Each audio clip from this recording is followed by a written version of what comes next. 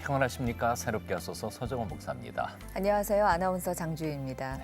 어떤 책을 보니까 사랑을 전기 에너지에, 믿음을 스위치에 비유한 책이 있더라고요. 재미있네요. 네. 모든 사람들의 마음속에는 사랑이 있지만 그러나 그 사랑의 힘을 믿는 그 믿음의 스위치를 놓지 않으면 그것이 에너지로 이렇게 활용이 될 수는 없다는 비유, 참 멋있는 비유인 것 그렇죠. 같습니다. 그 전류가 있어도 스위치와 연결되지 않으면 에너지가 될 수 없기 때문에 사랑과 믿음도 결국 하나로 이렇게 연결되는 것 같아요. 맞습니다. 네.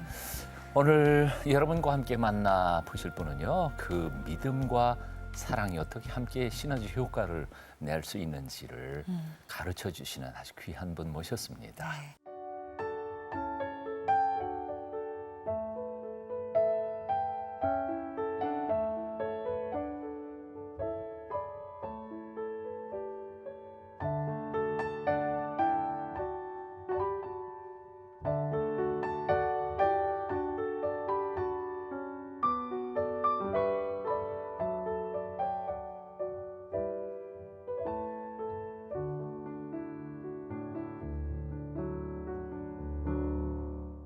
어린이를 사랑하는 마음과 하나님을 향한 굳건한 믿음을 하나로 연결시켜서 큰 부흥을 이룬 꽃동산 교회 김종준 목사님 모셨습니다. 목사님 어서 오세요. 반갑습니다. 반갑습니다. 네. 반갑습니다. 네. 꽃동산 교회 너무 들을 때마다 예쁩니다. 굉장히 오래전부터 들었는데 특별히 교회 이름을 유치원도 아니고 교회 이름을 꽃동산 교회로 지으신 데에는 어떤 의미나 뭐 이유나 이런 것이 있으실 것 같은데 한 말씀 해주시죠. 네, 과거에 그 어린이를 꽃으로 이렇게 상징들 했습니다. 그래서 어린이주의를 꽃주의를 그렇게 하듯이 그래서 꽃동산 교회는 바로 어린이 동산이라는 그런 의미를 가지고 있습니다. 이뻐요. 근데 교회 이름으로는 조금 어울리지 않는 것 같은 느낌도 들고요. 예, 그래서 어른들은 왜 그렇게 교회 이름이 유치찬원하냐고 또 이렇게 얘기하는 분들도 계십니다. 이름 바꾸라는 얘기도 많이 많이 들으셨죠? 들으셨겠어요. 예, 그래서 이제 교회가 좀 성장하고 그러다 보니까 교회 사이즈에 맞지 않게 너무 이름이 좀 유치스럽다. 그래서 교회 이름을 좀 바꾸는 게 어떻겠느냐 이렇게 얘기하는 분들도 계셨습니다. 예. 그렇지만 아이들의 눈높이에 맞춰진 교회라서 아이들은 굉장히 친근하게 여겨질 것 같은데 지금 아이들이 예. 5천 명 넘게 출석하고 있다고요. 예, 요즘 참 어린이 전도가 상당히 힘든 때입니다.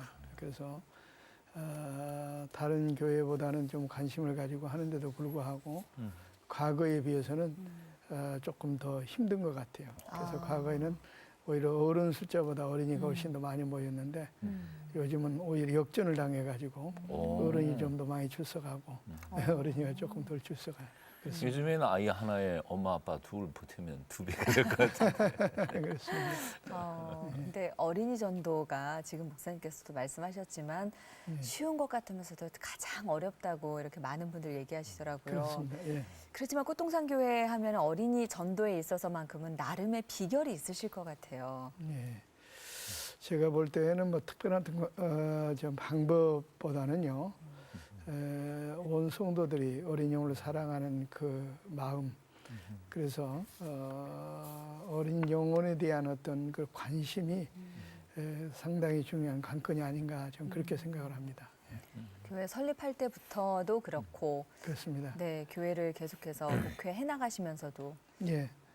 그러니까 우리 교회는 아무래도 어른보다는 어린이를 중심으로 한 그런 교회이기 때문에 전 성도들이 어린이 선교의 비전을 가지고 열심히 어린 학생들에게 복음을 전하고 또 그들을 말씀으로 양육하고 이런 데 초점을 맞춰서 사역을 하고 있습니다. 참 쉽지는 않을 것 같아요. 그렇습니다. 근데 그 어린이 전도에 이런 프로그램 활용해 보니까 참 좋더라 이런 예. 좋은 프로그램 있었으면 좀 나눠주세요. 과거에는 사실은 우리가 길거리에 나가서 북치고 장구치고 애들한테 교회 가자 그러면은 애들이 참 많이 교회로 몰려들었습니다. 그러나 지금 시대는 그런 시대가 아니기 때문에 이제 밖에 나가서 어른들이 애들을 접촉해서 전도하려고 그러면은 얘들이 경계부터 합니다. 그렇죠. 왜냐하면 요즘 세상이 아주 세상이 너무나 악하기 때문에 유괴범들도 있고 그러기 때문에 그래서 그런 애들을 마음문을 열고 그들에게 복음을 전해서 교회를 인도하기가 그렇게 용이하지는 않다. 그래서 저희가 하고 있는 프로그램 중 하나는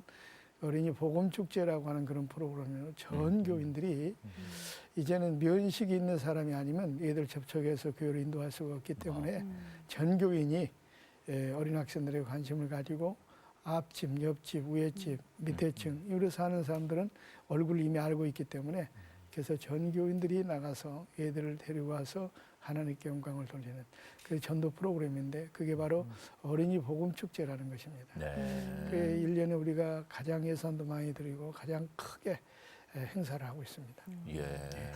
구체적으로 어떤 행사를 그래서 이제 하세요? 구체적으로 이제 다양한 이제 프로그램을 가지고 어린이 그러니까 하나의 전도 축제죠. 그래서 모든 성도들이 어린이들을 전도해 가지고 와서 함께 예배하고 또 연예인 간증도 있고 또 다양한 어떤 어린아이에게 얘들 맞게. 눈높이 파는 프로그램을 가지고 그래서 거기서 또 은혜 받게 하고 그래서 거기서 이제 지속적으로 애들을 그 전도 대회를 통해서 교회를 출석하도록 이렇게 하루 하시는 건가요? 예, 하루 며칠 하는데 그때는 뭐 수만 명이 모이니까 1부부터 7번 이렇게 하루에 예배를 드려서 그렇게 정신은 하고 있습니다. 그렇게 해서 새롭게 교회 학교에 들어오는 아이들 많이 있죠. 어느 정도 예, 물론 이제 그렇게 그때 많이 동원한 것에 비해서 뭐 정착하는 숫자는 그렇게 많지는 않습니다. 그러나 그래도 복음 축제 때 이렇게 전도대가 나온 친구들이 연 12월 달에 가서 이렇게 결산을 해보면은 600~700명씩은 꼭 이렇게 정착을 합니다. 많은 적은 거죠? 게 아니네요. 엄청나게 많은 거네요. 요즘 교회 학교가 네. 뭐 60명, 70명도 안 되는 교회들 많은데 어린아이들이. 교회 버스 이름도 특이해요. 날아다니는 교회요? 아, 예. 교회? 이제 제가 처음에 교회를 개척할 네.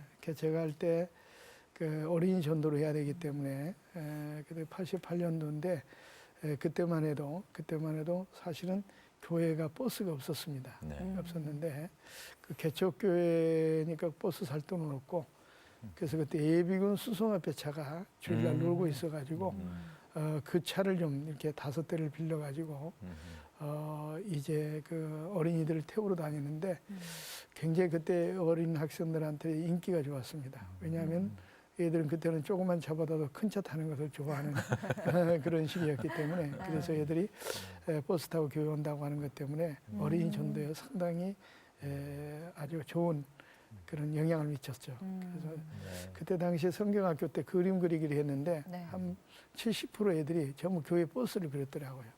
그만큼 애들한테는 굉장히 인상적이었던 것 같습니다. 그러네요. 그렇군요.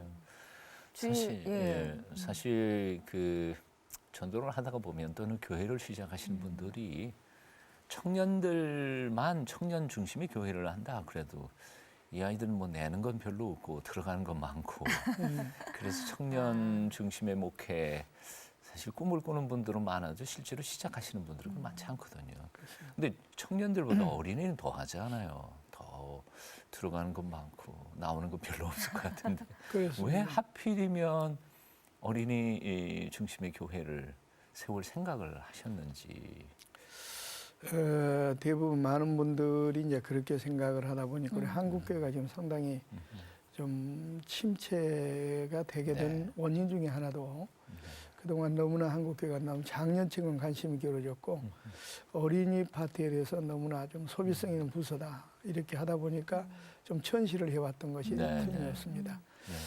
그러다 보니까 한국 교회가 상당히 지금 제가 볼 때는 문제의 딜레마에 빠져 있는데요. 맞습니다.